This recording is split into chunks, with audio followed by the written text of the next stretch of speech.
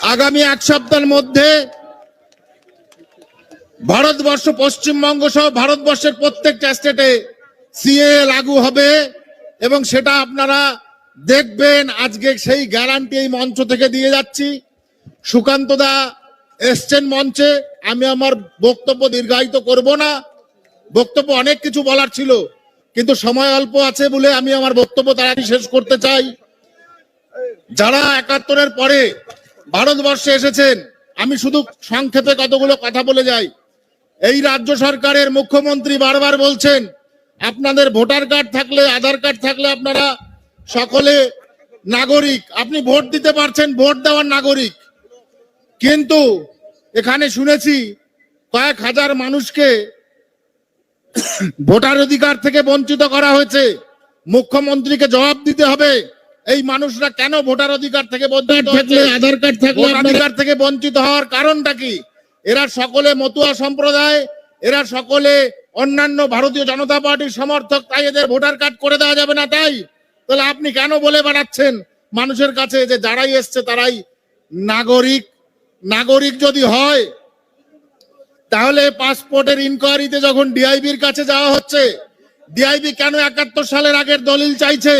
সেই প্রশ্নের জবাব পুলিশ প্রশাসন দেবে। এটা সবচাইতে বড় কথা। তাহলে তো আমাদের ভোটার কার্ড, আধার কার্ড, রেশন কার্ড দেখে আমাদের পাসপোর্টের যে ভেরিফিকেশন সেটা করা উচিত।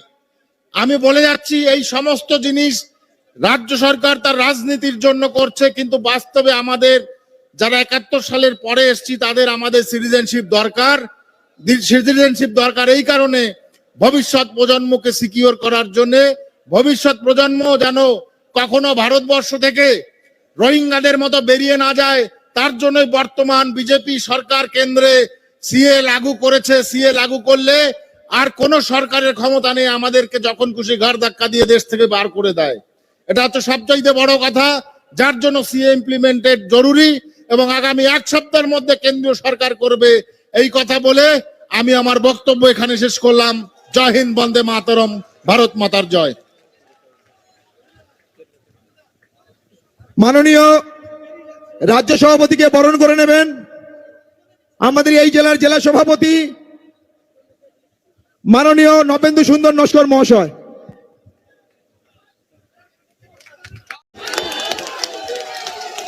আগামী এক সপ্তাহের মধ্যে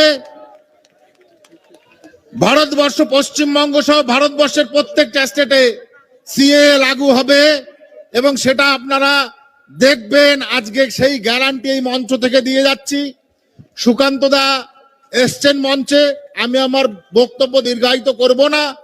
বক্তব্য অনেক কিছু বলার ছিল, কিন্তু সময় অল্প আছে বলে আমি আমার বক্তব্য তাড়াতাড়ি শেষ করতে চাই।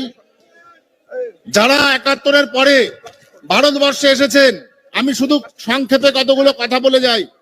এই রাজ্য সরকারের মুখ্যমন্ত্রী বারবার বলছেন আপনাদের ভোটার কার্ড থাকলে, আধার কার্ড থাকলে আপনারা সকলে নাগরিক, আপনি ভোট দিতে পারছেন, ভোট দেওয়ার নাগরিক।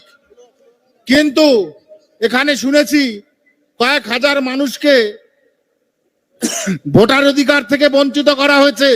মুখ্যমন্ত্রীকে জবাব দিতে হবে এই মানুষরা কেন ভোটার অধিকার থেকে বঞ্চিত থাকলে, আধার কার্ড থাকলে অধিকার থেকে বঞ্চিত হওয়ার কারণটা কি? এরা সকলে মতুয়া সম্প্রদায়, এরা সকলে অন্যান্য ভারতীয় জনতা পার্টির সমর্থক, তাই এদের ভোটার কার্ড করে দেওয়া যাবে না।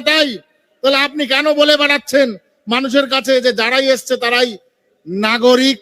নাগরিক যদি হয় তাহলে পাসপোর্টের ইনকোয়ারিতে যখন ডিআইবির কাছে যাওয়া হচ্ছে, ডিআইবি কেন ৭১ সালের আগের দলিল চাইছে? সেই প্রশ্নের জবাব পুলিশ প্রশাসন দেবে। এটা সবচাইতে বড় কথা।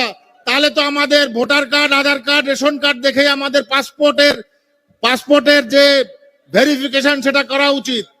আমি বলে যাচ্ছি এই সমস্ত জিনিস রাজ্য সরকার তার রাজনীতির জন্য করছে, কিন্তু বাস্তবে আমাদের যারা ৭১ সালের পরে এসেছি তাদের আমাদের সিটিজেনশিপ দরকার। সিটিজেনশিপ দরকার এই কারণে ভবিষ্যৎ প্রজন্মকে সিকিউর করার জন্য, ভবিষ্যৎ প্রজন্ম যেন কখনো ভারতবর্ষ থেকে রোহিঙ্গাদের মতো বেরিয়ে না যায়, তার জন্যই বর্তমান বিজেপি সরকার কেন্দ্রে সিএ লাগু করেছে। সিএ লাগু করলে আর কোন সরকারের ক্ষমতা নেই আমাদেরকে যখন খুশি ঘাড় ধাক্কা দিয়ে দেশ থেকে বার করে দেয়। এটা হচ্ছে সবচাইতে বড় কথা, যার জন্য সিএ ইমপ্লিমেন্টেড জরুরি এবং আগামী 1 সপ্তাহের মধ্যে কেন্দ্রীয় সরকার করবে এই কথা বলে আমি আমার বক্তব্য এখানে শেষ করলাম। জয় হিন্দ, বন্দে মাতরম, ভারত মাতার জয়। মাননীয় রাজ্য সভাপতিকে বরণ করে নেবেন আমাদের এই জেলার জেলা সভাপতি মাননীয় নবেন্দু সুন্দর নস্কর মহাশয়।